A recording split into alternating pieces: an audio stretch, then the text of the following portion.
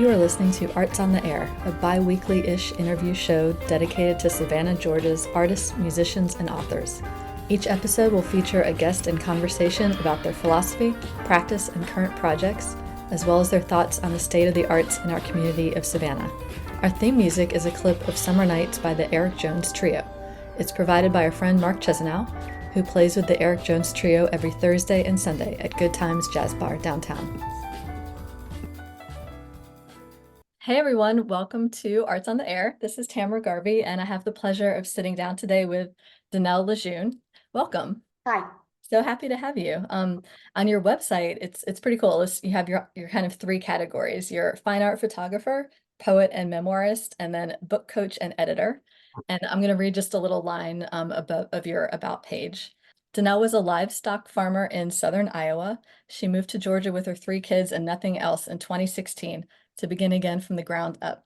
After a 20-year hiatus, she's writing poetry, making art, and creating a lot of chaos with her opinions on onions and pies. It's great. It gives a really interesting overview of, and you kind of had me from the first sentence as a livestock farmer. That's fascinating. Did you grow up on a farm? Is that how that happened? Sort of, and yes and no. I spent weekends with my aunts in Colorado. We lived in Greeley. She lived like directly south near the Kansas border in the most like dead, ugliest place in Colorado. You could see the mountains in the distance and you could smell the stockyards. But she raised buffalo and cows, and Wow. she also had a lot of empty vacant land that the government paid her not to farm, which she said was fine because it was completely unfarmable. And she was a volunteer firefighter as well, who owned her own fire truck. And I would spend weekends and summers at her house, helping her as much as a child can with a lot of stuff, riding along. So I knew it was possible for, she didn't grow up that way either. She moved out there in her 30s and just decided to do it. And so I did something similar. When my children were little, I just decided to move from where we were living. Didn't feel safe anymore. We lived in a city and there was drive-by shooting and murder on our front steps. So done living in the city. And my aunt had done it, so why couldn't I? But I had just planned on homesteading, buying a house similar to the house, it's not any different than moving across town, except more acres and a bigger lawnmower. And we started with 20 chickens that we got from the feed store, converted an old little grain silo into a chicken run. And then I thought, well, maybe we could raise a pig. Kind of like Charlotte's Web, we could raise a pig, except eat them at the end, right? And we went to get pigs, and the farmer was like, well, they're social creatures, so you need to buy two. But since you're beginning, one might die, so you need to buy three. And I only have four, so you have to buy all of them. Why would one die? Are they that hard to take care of? There's that much of a learning curve?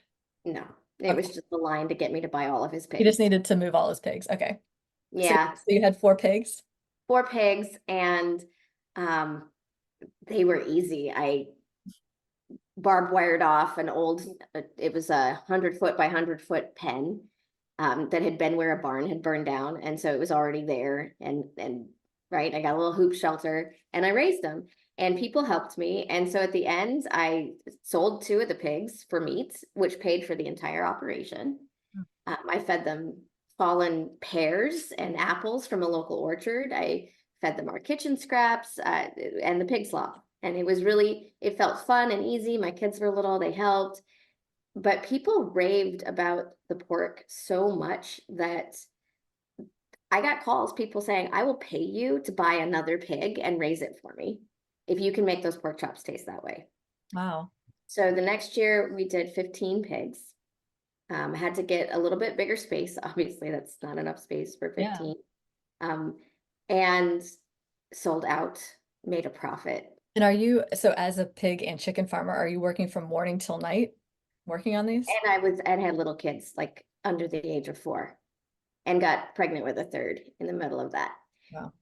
And so we started fencing off. We had 40 acres and there was 10 acres that could be fenced off into pasture. And we were like starting to fence it off. And I wanted to get a dairy cow because I was dumb like that. Why not make it even harder? Yeah. Right? Why not? my Amish neighbor had one, why not? And so we got some dairy cows, and then a lady who was moving to Canada couldn't take her sheep with her, said, will you take my sheep? Oh my And gosh. suddenly we had a llama and a herd of sheep and 3 cows. And Most people who have farms don't have a huge variety of animals, right? Don't people usually just have one type and they stick with it? mhm. Okay. But I was modeling after small homestead, right? I was thinking we Yeah. have a 3 cow and we have this and we have this. And we also had a 10-acre pond with aquaculture so we could fish, and started tapping trees. We were producing so much of our own food and people were going wild over it. You were like an early Americana settler. You Felt had, like it. And it's in the middle of Iowa. It's very brutal in the winter. yeah. And This is, it's interesting also when you mentioned you had Amish near you. I'm only with, familiar with Amish people kind of living in Pennsylvania. I didn't know that Iowa was an yeah, area for that. yeah, it's huge Amish place. Maytag started in as an Amish thing, the washing machine. Oh, really? Yeah, yeah. Um, And so like all of Eastern Iowa is very Amish, but I was in Southern Iowa, so they were, and Northern Missouri, there's a big community there. okay. So could you meet with like the Amish people who had already been farming? Were they the ones kind of helping you with things? Like, or, No, no, it was other millennial Gen Xer crazy people podcasters oh that my we were gosh. learning from. You know what I'm talking about? And it was a permaculture movement, which uh is wonderful, but a lot of it got kind of extreme, little break off cults following personalities, very not woman friendly, Wow. very male dominated, big personality dominated. But the science was so intriguing to me. And I went to Iowa State for my graduate program and I studied material technologies for historic preservation. I know it's like a classic ADHD story, like so many interests. That is delightfully specific as a major. Yes. Well, I was restoring the house in the city. I was restoring it and I wanted to learn more about how to restore it well. Oh, In Iowa, a degree in historic preservation would be better served if you just got a bulldozer operation license. They don't care. they're not concerned with preservation. No, no, there are a couple buildings I helped do surveys on and engineering analysis. And the next day the paper would say, engineers found it unstable and a public hazard. And like, we haven't even written our report yet. We didn't Wow. say that. It was a solid building. And then it would be torn down by the end of the week. And Well, that answers my later question to come about what brought you to Savannah. So that's interesting. Um, crazy enough, it wasn't that that brought me to Savannah. oh, Ossabaw pigs. I ended up raising Ossabaw pigs and I wanted to learn more about Ossabaw pigs, and so did my family. We switched from eventually we were raising 60 pigs in 10 batch cycles throughout the year. It was great. yeah. It was sustainable. It was able to produce a living. And I still had my job at teaching online classes, and my ex-husband still had his job, not an ex at the time, um, working at an insurance company. But we were starting to feel like we could build the farm to something bigger and better. And maybe he could quit his job and be full-time home, which would be helpful with 3 small children and all of the work I was doing. So they got this great idea to send me to Ossabaw Island, pretend to be a writer, and learn more about the pigs in their natural habitat.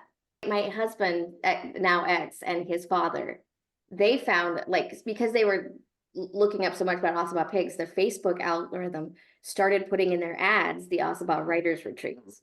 And they Okay. hatched an idea over Thanksgiving dinner that one of us should go there to study the pigs, but who could pretend to be a writer? And they were like, well, you have a mommy blog. That's kind of like writing. So Yeah. you applied with that and you did get in. I applied with a portfolio of poetry from my high school years Okay. because I didn't really have my blog entries. I didn't feel like were very worthy. I don't know why I thought that, but looking back, I am kind of embarrassed. It was very, like, I didn't copy edit very well. It's full of errors. So I just submitted a thing of poetry and I got in. And you get in and you have to pay the full tuition. So I just did that. I mean, we'd already discussed it. I was going if I got in, but when my husband found out that I had gotten in over poetry, he was really mad. And I was like, well, what doesn't matter what I got in with. I'm just going to study the pigs anyway. It doesn't matter. But he was really upset and he shut off my credit cards, so I couldn't buy plane tickets. My friends got very angry about this. They raised money for a bus ticket. So I rode the mega bus. And Wow. his parents watched my kids for the week because even though at that point he had quit his job and was at home, he didn't want to watch the kids and said he wouldn't do it. And it would be child neglect for me to leave them with him. So And his entire issue was just that you had applied with your poetry and not with your quote unquote mommy blog. yeah, Okay. which was very weird. And came up again and again later. But so I rode the megabus, which is a whole, like, I could write a novel about what happened on the megabus. It was crazy. I don't understand how those are legal at all. But I mean, I saw drug deals, I saw things going on, megabus, 72-hour bus ride. I made it to Atlanta where a friend from high school had moved, and she said she would take me from Atlanta to Savannah, which then I did, like 3 days of no sleeping, right? And we get there, and it had said there would be a ferry to the island. I thought, like a ferry you drive your car onto. I'm terrified of boats. It was a little 4-person fishing boat they wanted us to get on. And I'm like, nope, nope, nope, I'm done. Can I have a refund, please? And they're like, yeah, no. And Jennifer, my friend, pushed me onto the boat and she said, it's more dangerous to get off the boat now. And the pilot just took off. And I'm like, Yeah. well, I guess I'm doing this now. Yeah. So here we go. Exposure therapy. Yeah. And you know, I was shaking, but that vision over the water was really significant. And so when I got to the island, I looked around, it was really primitive and I didn't know what I was getting into. It was, talk about imposter syndrome. I was literally an imposter pretending to be a writer. Yeah, you were undercover going to do recon Right. on pigs. And So people got so sick of me talking about bacon and how to cook it properly that eventually no one would go on the walks with me to look for pigs. And in the meantime, too, I'm also participating in all of the workshops, the craft stuff, like trying to keep up. Yeah, I'm a poet and yeah. doing work. And were you, I mean, I guess you were enjoying the writing aspect anyway, if you had done poetry in high school and then you were writing this blog Yeah. as an adult. So Yeah, I was really enjoying it. It was the first time I'd been away from my children, except to have more of them. And no one was asking me to wipe their butt. yeah. And I was being talked to like I was a human being. I really didn't have a lot of adult interaction other than customers, and most of that was online. So it was What year was this that you were doing this? 2014. Okay. And it was it was life-changing to be treated just normal. And one night that everybody went to bed and left the place a mess and I couldn't handle it. I could not sleep knowing that there were dirty dishes out. And so I got up and I cleaned everything. And what I found out later is the director would come over to clean after everyone went to bed. And once the lights went out, he went over there and everything was sparkling. He said like magic fairy dust sparkling. And so he got to just go to bed instead of stay up late and do everybody's dishes. And the next night the same, and he couldn't figure out because no one was talking about who did it. So that comes into play later. But this one afternoon, the last day on the island, I still hadn't seen a pig. I was really frustrated. So I took a knife from the kitchen to protect myself. We weren't supposed to go out alone, but no one would go with me. They were sick of hearing me talk about bacon. And I took off and I had my phone, but the GPS went out and I ended up lost. And I sat down on a log, kind of frustrated, and I heard this giant flop, splash. And it was a 14-foot American alligator. And my dad's Cajun, he's from Louisiana. I knew about alligators, I thought. So this panic, adrenaline, I'm like, oh, this is how my story ends. This is how I am going to die. Yeah. So I look at my phone, I take a picture because I figure if they find my phone, at least they'll know like what ate me. And oh, there's some signal. So I texted Jennifer and said, can you tell my children I love them? Here's the GPS coordinates where my bones are. Not dramatic at And I all. sent her the picture. And she texts back, it's 40 degrees where you are. That alligator is just looking at you. So take your Yankee butt back to the clubhouse and get some unsweet tea because this is ridiculous. You're just being dramatic. Well, you really texted the perfect person who had knowledge of alligator behavior. She had gone to SCAD and was familiar with the area. And so I thought that, yeah. So I was like, okay, it's 40 degrees and they're a reptile. So they really aren't going to come after me. That's cool. So I stood up and I took a bunch more pictures. Like, why not, right? She had given me kind of like, she sent me a hand-drawn picture of a map so that I could find my way back from where I was. She looked at the coordinates on, kind of figured out where I was at and and sent that to me. So I walked back, but adrenaline does something to you. So I was still shaking, very much shaking in the same way I shook after my C-sections because of the adrenaline and near-death experience is how I put it. And I sat down on the couch and I was just trying to like get myself together so I wouldn't be embarrassed for dinner. And the poetry faculty, Neil Shepard, and the director, Tony Morris, sat down next to me thinking I was having a nervous breakdown because that happens a lot. I didn't know that. Writers have nervous breakdowns during retreats. Didn't Oh, have any idea. And one brought me coffee. The other said, you know, you have a voice and we want to see you do something with this poetry. Not what you submitted in portfolio, but what you created in the workshops, you definitely have a distinctive voice that needs to be developed. And then Neil sent me a list of places to submit my poetry to. And my friend Jennifer sent me a text saying, those pictures you took are freaking amazing. You need to do something. I'm like, I just took them with my iPhone. And she said, no, send them to be published. And she sent me a list of places. And I don't normally promise people things because I'm so scatterbrained, I can't keep my promises.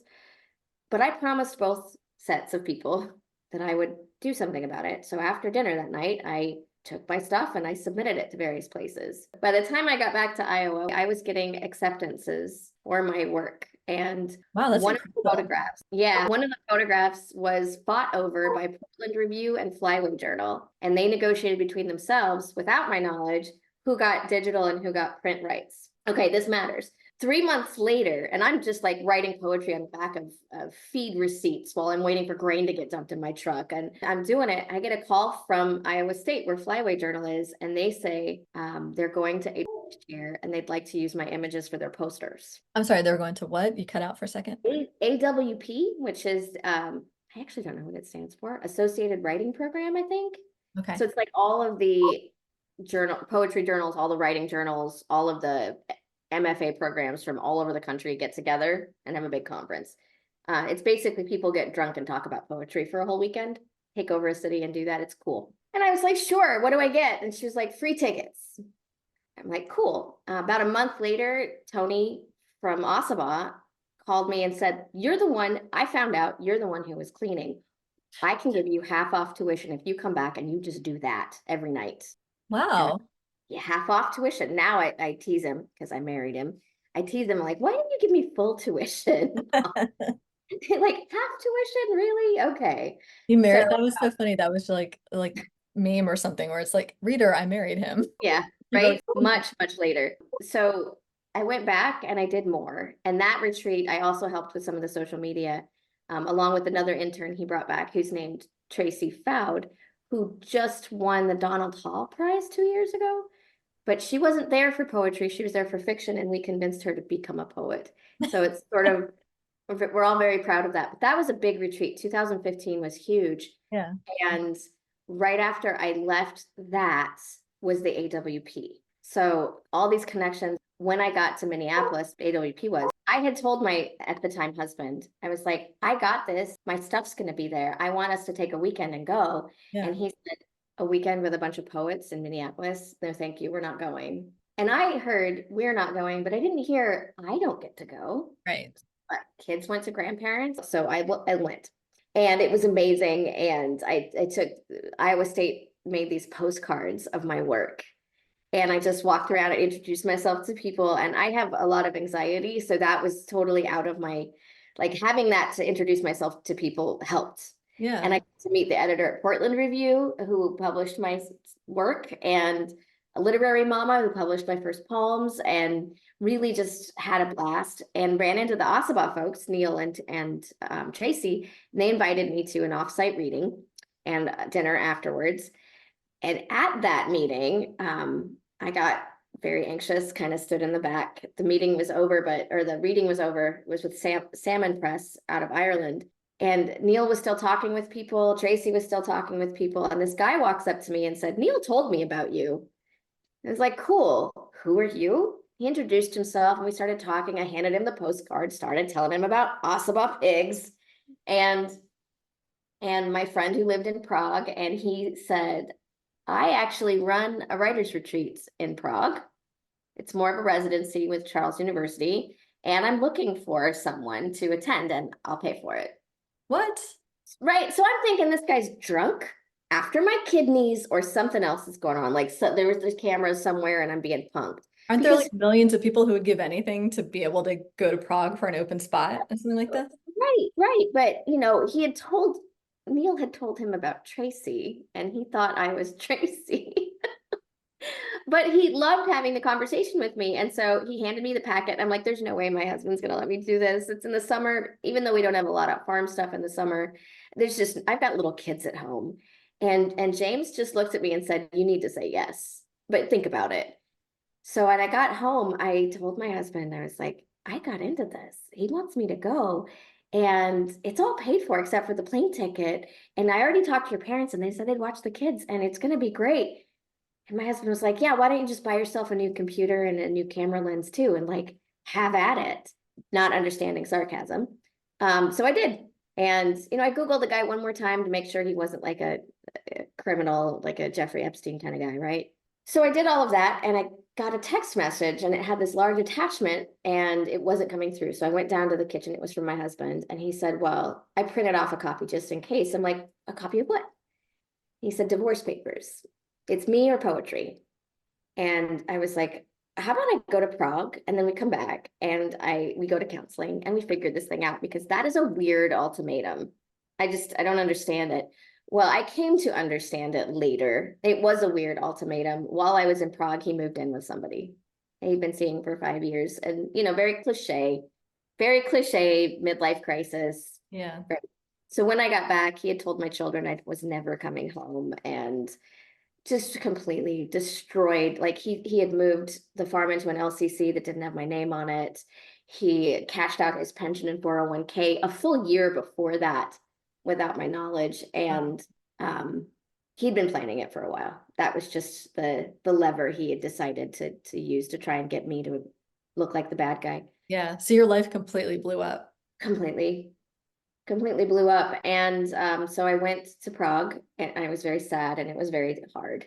And I wrote poetry and I wrote my first book and sent it off to be published. And it was accepted in 2016. So on that retreat, you wrote enough poems to make into a book? I did. Okay. And was the poetry about this issue with your husband or was it like a huge variety of subjects? No, it was me trying to learn how to write a sonnet. But also I came up with this idea of myself as a Selkie trapped and landlocked in Iowa, because my family folklore has so many Selkies and skinwalkers. And I just wanted to incorporate that. So I started studying Irish mythology and Eastern European mythology and all of these female monsters who look like innocent women, but they're actually pretty powerful. And so I wrote it from the point of view of a Selkie trying to get herself back, to get her seal skin back when she's so far away from the ocean. And it's called Landlocked, the Etymology of Whalefish and Grace. There's a lot of Moby Dick references in there too. They're fun. And because I had an argument with somebody, one of the opening epilogues to Moby Dick is the school teacher trying to explain the etymology of the word whale.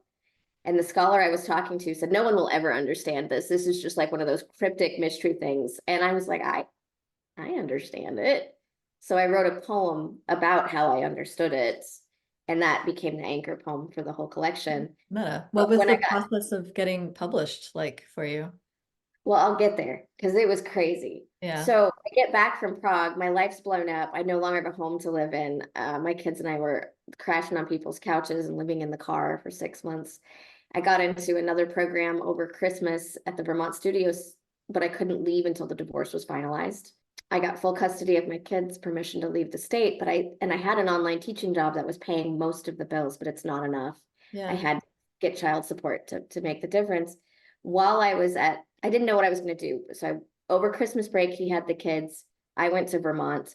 He calls me and said he took all of the money and bought a house for his new girlfriend.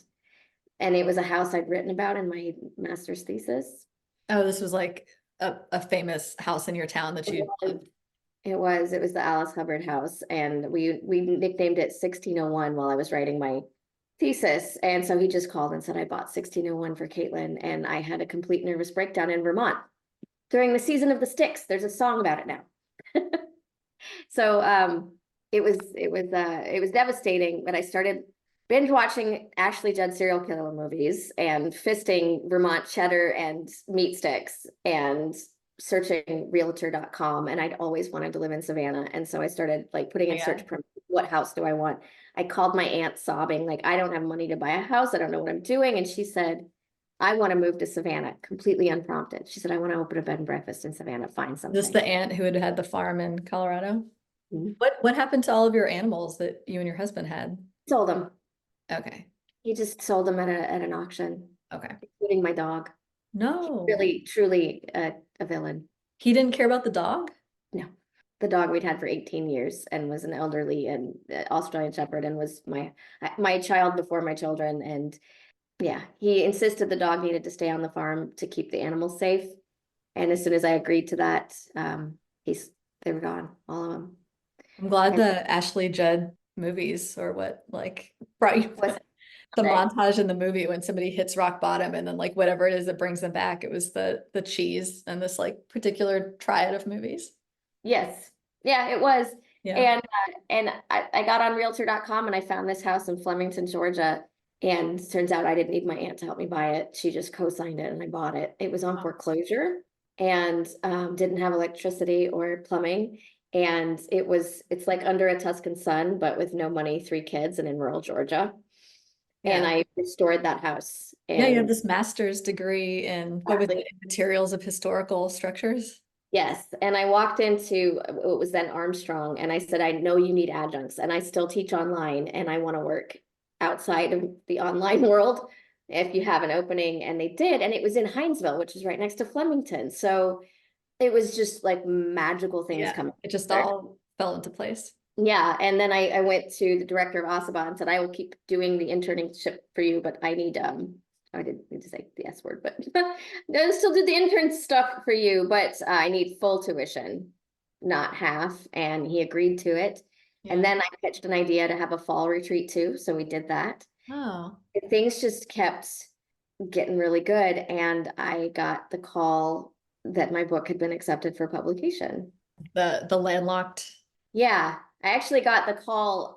So I had an encounter with Ben Affleck at Lowe's that was really embarrassing. And I tried to go to his house to drop off an apology letter. And I was arguing with the security guards at the gate that it was just, could they just pass it on? And they were getting really agitated when I got the call from the publisher. And I'm like, never mind, I'm just going to go on my way now. This is in Georgia, his house in Georgia. Mm-hmm. Okay. Yeah, in Riceboro. And so I got the call and it was amazing. And it took another full year for the book to come out, but it was, and I had to pre-sell some of the copies. Okay. For them to determine how big of a press run they were going to do. So I did a lot of Facebook Live. I don't even know if that's still a thing, but a lot of Facebook Live pleas for people to buy my book ahead of time. So this really got out there, like on you to kind of drum up the marketing and some buzz for it. What is the publishing house? It's a small U.S. publisher, but they're an Ingram imprint, so it's still Barnes and Noble, all of them, right? It's called Finishing Line Press out of Louisville, Kentucky, and a lot of folks criticized me for going with them, called it a vanity press because they shouldn't have to do the pre-sale thing, but they were really good to me, and they brought me to New York City to read at the Poets House, which is amazing, and just other good things started happening up because of that book being published. And I took it on a book tour, and on the book tour, my ex called me yet again with news that he was getting married to the woman he'd been living with. And there was a whole bunch of drama, and my daughter didn't believe that they'd actually gotten married because the marriage ceremony didn't look right. And he sent me the wedding certificate, and they had gotten married just weeks after our divorce was finalized and had lied to the kids about it. And I don't know why that hit me so hard. I thought I was completely over everything, but I was alone in a bed and breakfast in rural Michigan, and no support, which is why he called me right then. He knew where I was at. And and I started crying again. My next stop was Toledo, Ohio, which was the best poetry reading I've ever done. 30 people showed up. Everybody bought 2 copies of the books. Toledo's amazing. Any poets out there listening, book your book tour to go, if it's poets, to go to Toledo, Ohio. They love poetry, and they show it with their book buying. Wow, what insider info. I love that. Yeah. Yeah. Yeah, it was the most fun on my book tour stop.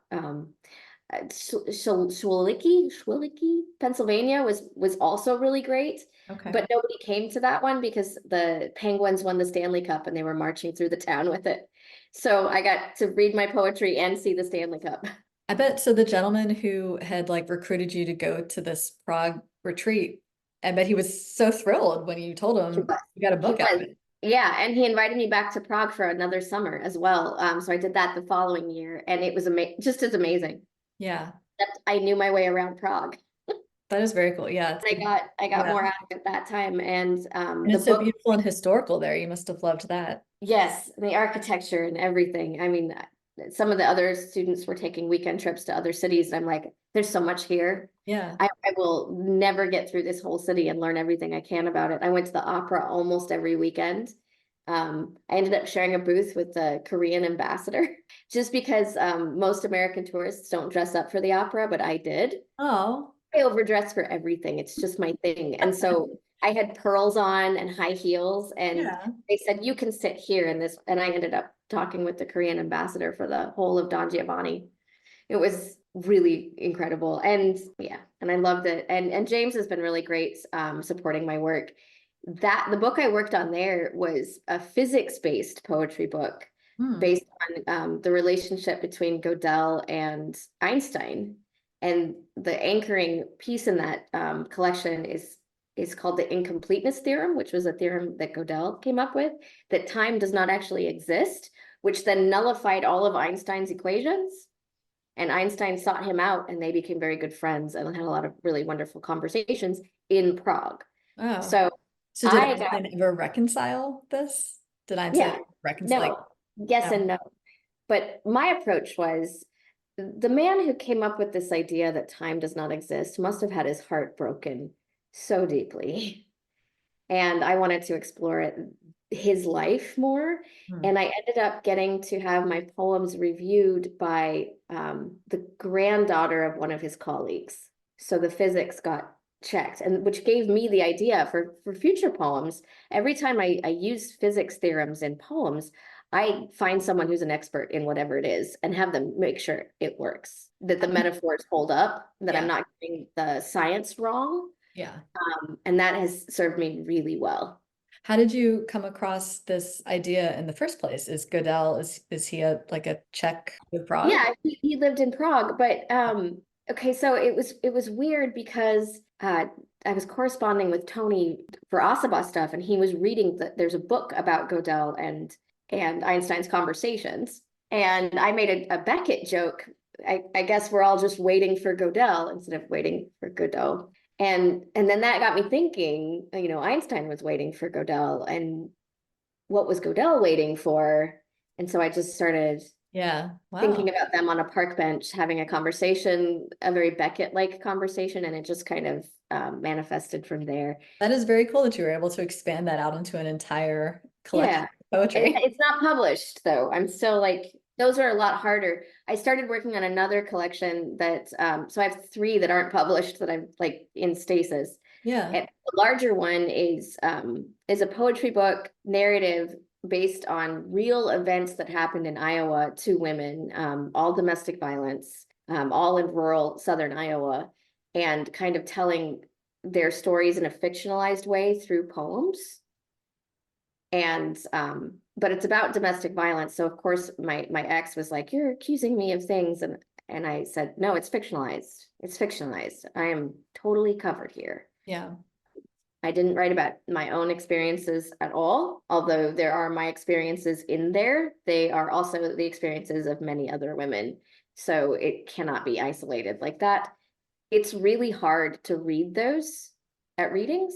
And then I wrote a secondary chat book expanding the idea of the consequences on divorce on children, but told from Greek mythology. Actually, I wanted to ask you about this because on your website you have a list of some of your published poetry, and you had one called Great Grandmother.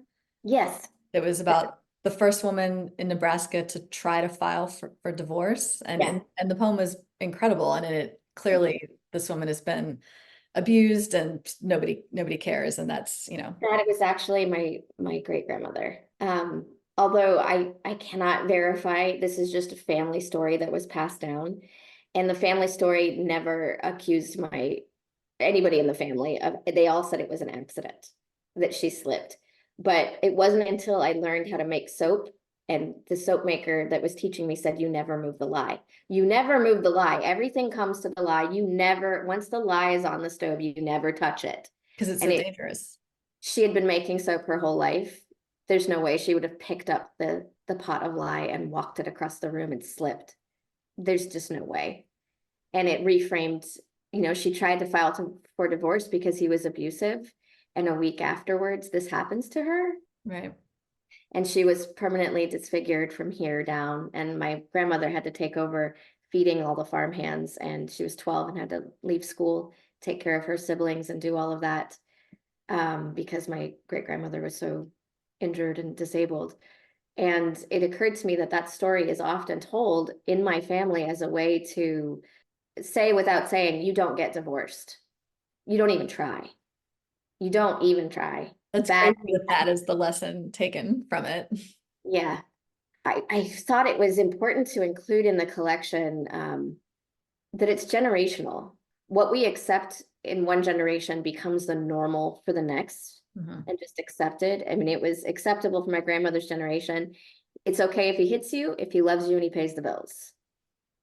And then, it's not okay if he hits you, but the next generation, he can't hit you, but it's okay if he controls all your finances, because you can't have a credit card anyway, right? You can't have a checking account. It wasn't legal yet. Yeah. For women to have those things in their name. It's okay if he has an affair as long as he provides for you and the kids, things that are acceptable. And then in my generation, we're starting to redefine all of the intricate ways that domestic violence can manifest. That doesn't always include hitting. Right. There's some really insidious control aspects that aren't just the obvious. Yeah. Hitting. Yeah. So it's like each generation just gets very slowly, incrementally a little better, but yeah. And now we have no fault divorce. My grandmother could have easily divorced and taken her farm property that was hers. yeah. And raised the kids and been okay. It's a really powerful poem. Yeah, it was a European press that published it. I was very surprised I sent a bunch of them, and that's the one. They took two, and that was one of them. Yeah. I actually have a book that a Big Five said, you need, there's nothing else like it. We can't publish it unless you're a chef, a pig farmer, or or an internet influencer. And I'm like, I'm none of those things. It's a different book, and it's like the bane of my existence right now. It was about ethical pig farming, but not about how to do it, and not how to cook things like a chef. It was, you're a consumer and you want to buy meat that's ethically raised. What questions do you ask? What are the answers?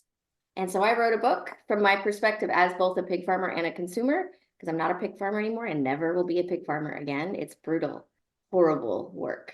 So they were like, well, if you were a pig farmer, you would have credibility as the author. And I'm like, yeah, I'm not a pig farmer. Can you go buy a farm and buy some pigs? And I'm like, no. But you were, I mean, you do have that experience, which seems Right, I have that fair, experience. And they're like, well, do you have a culinary background? No, but I have several chefs that have endorsed it. Big ones like Michael Twitty and Adam, I can't remember his name now, but he wrote this meat book. And they're like, yeah, we're gonna have to pass.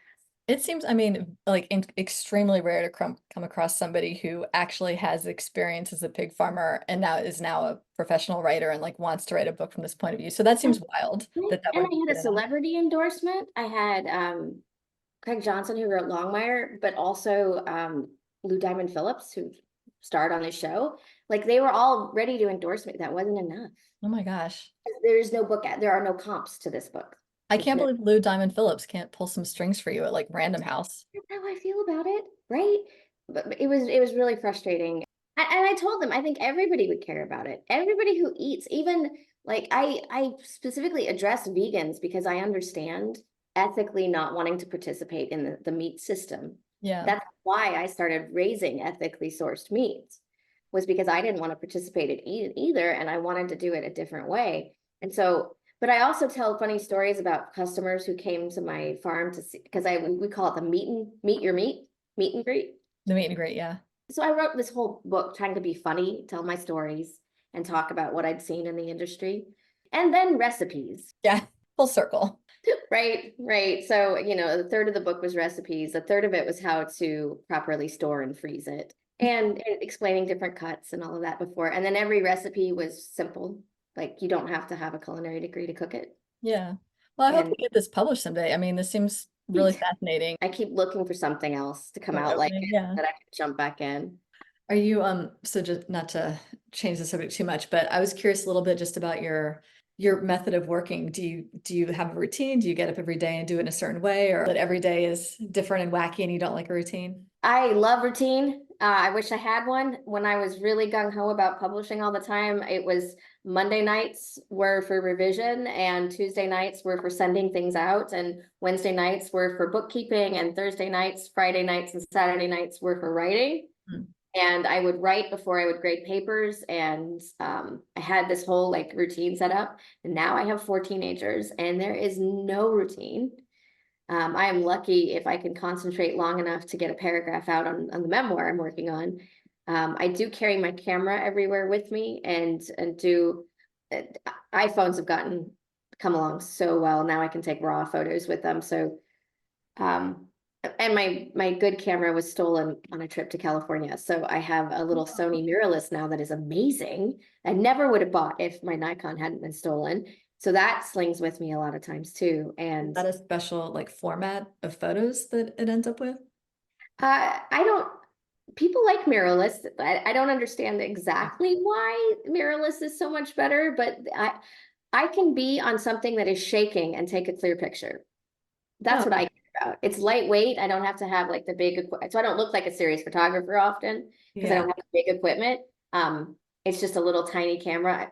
The guy at Bay Photo on Habersham, he was like, I have this Sony, and he didn't tell me it was a mirrorless. He just told me it was in my budget and said he loved it and it would be good for action photography. So if I were out on the boats again, because not afraid of them anymore, um, that it would be really good. And it is.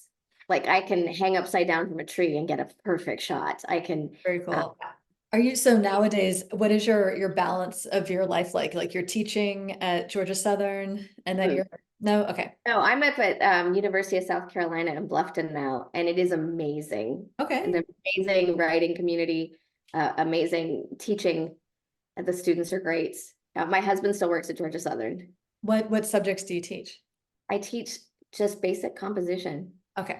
But at University of South Carolina, I don't know if I want people to know this. Oh, They okay. let me teach it with literature, any literature I want.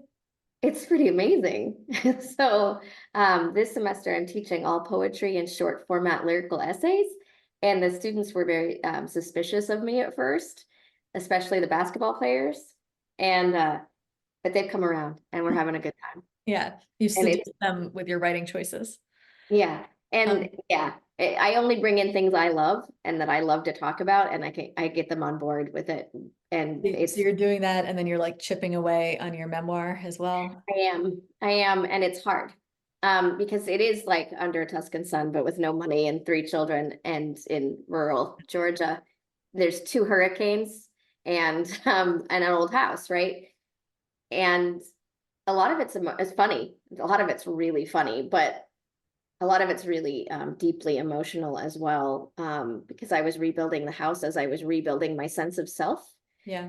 And that's not an easy transformation. It's bloody and messy. And Having this real big, heavy work to do all throughout the day kind of distracts you from having to really delve too far into your pain.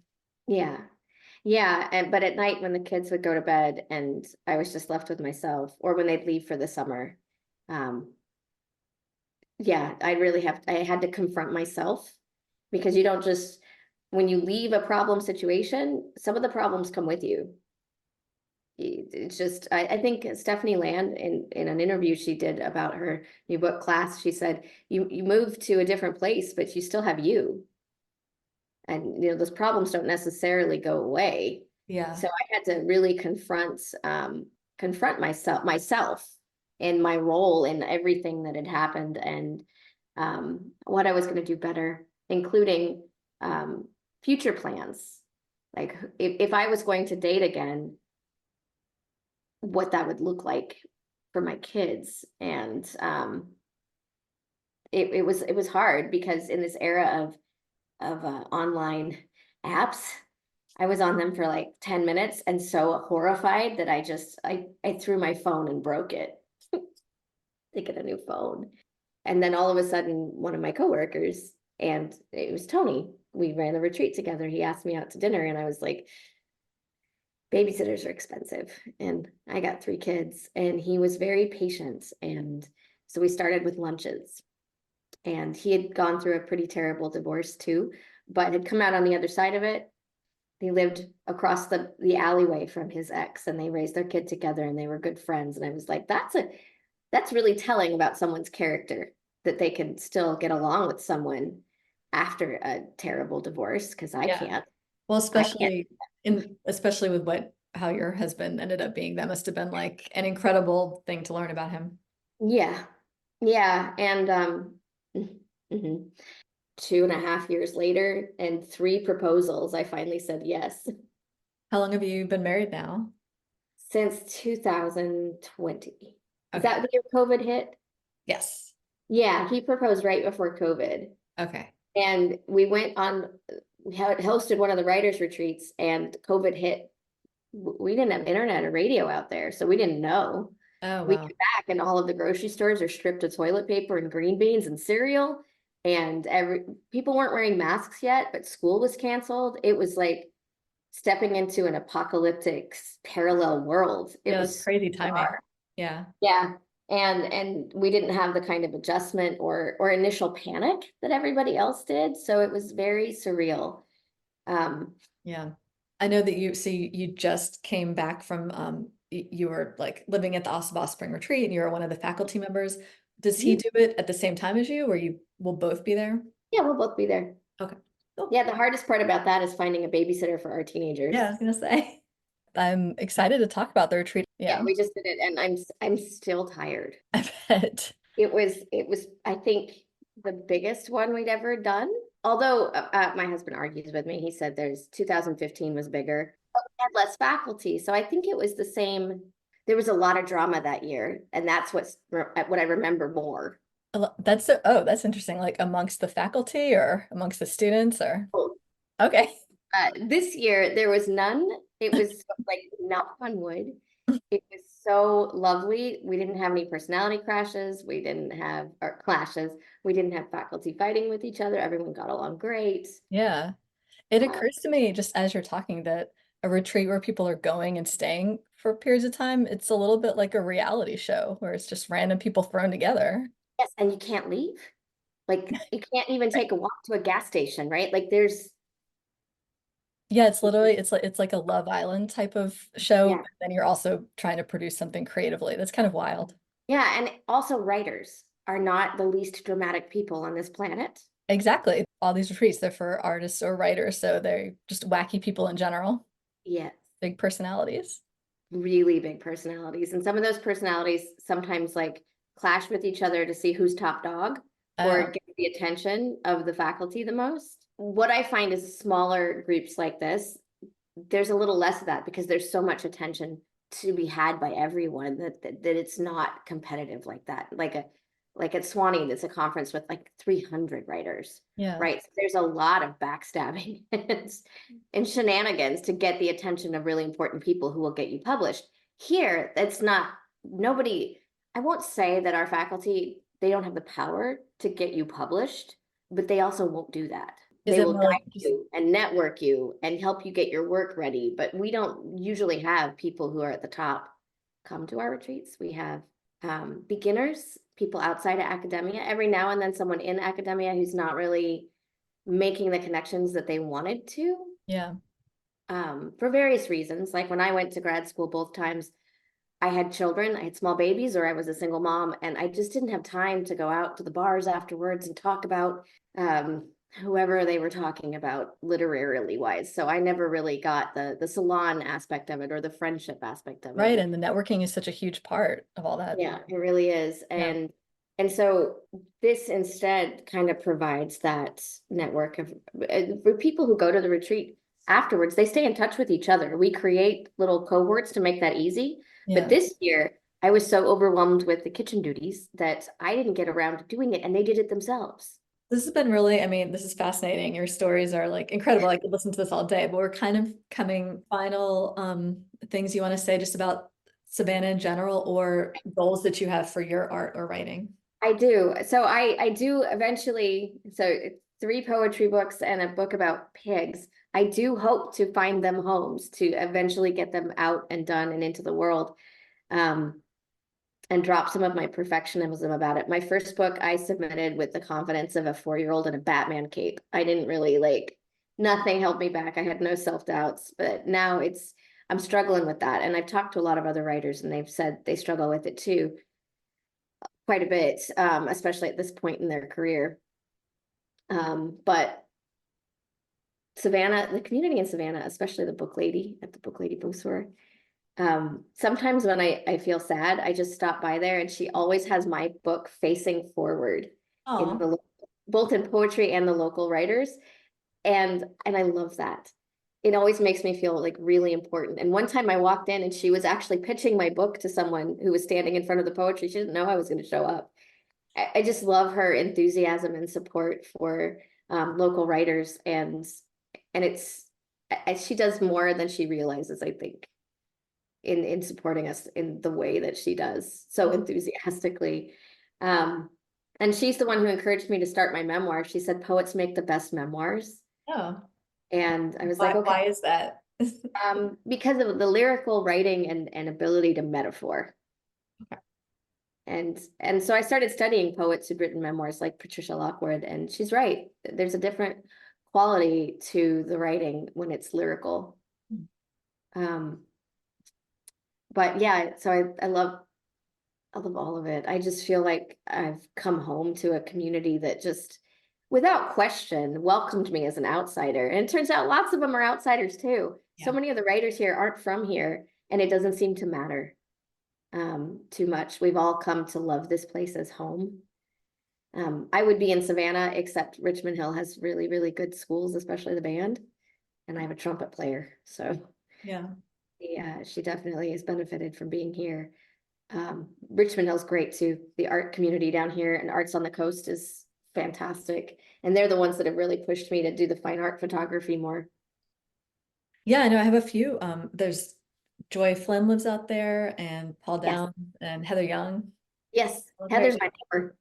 Oh, that's so funny. What a small world. Yes. Yeah. Yeah. She lives across on Kingston and has a similar studio space to mine. Well, I definitely have to interview her soon because the other two that I just mentioned, I have interviewed as well. So I'm trying to get through all of you Richmond Hillers. I love it. Yeah, yeah. And Arts on the Coast has just been so fantastic because I don't know how to really navigate the gallery world. And Yeah. they've been really helpful and non-judgmental and like, here's how you do it. Or I'd bring a piece in and be like, yep, no. What about that other one we saw you post? Go home and bring that one in. And it's so like I could get mad about that, but instead it's just like they're trying to help me be the best I Yeah. can.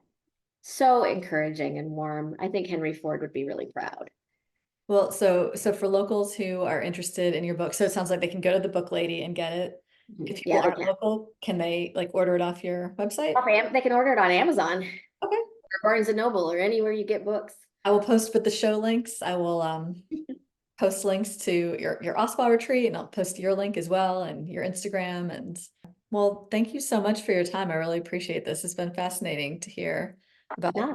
from the farming to Prague and back. I can talk. I can tell stories that I told you. I'm good at being interviewed on podcasts. If only that skill would get my books sold. Real Southern tradition, so that's perfect. Okay, well, Yeah. this has been Arts on the Air with Tamara Garvey, and we've been with Danèlle Lejeune. Thank you so much. Thank you.